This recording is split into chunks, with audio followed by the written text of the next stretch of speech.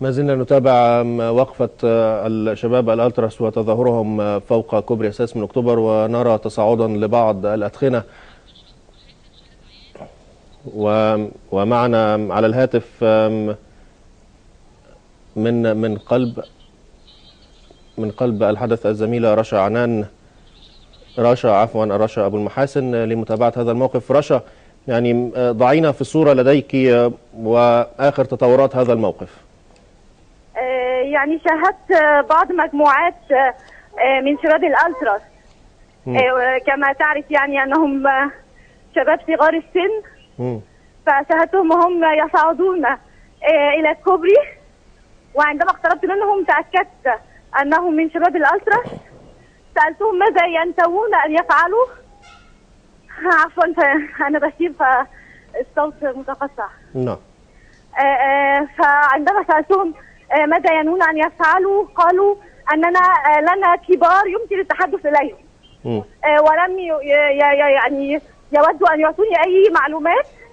حاولت أن أخذ بعض أرقام منهم، لكنهم برضو لم يوافقوا على ذلك. يعني هل يرددون أي هتافات يا رشا، أو أي يعني هل يرددون أي هتافات أثناء هذه التظاهرة؟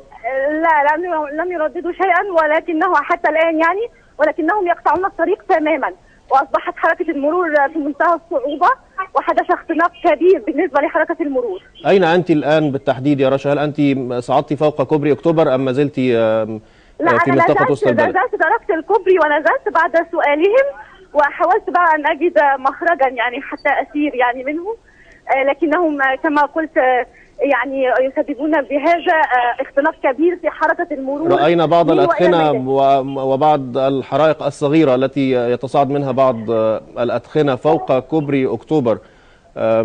فهل هذه الحرائق يعني كبيرة؟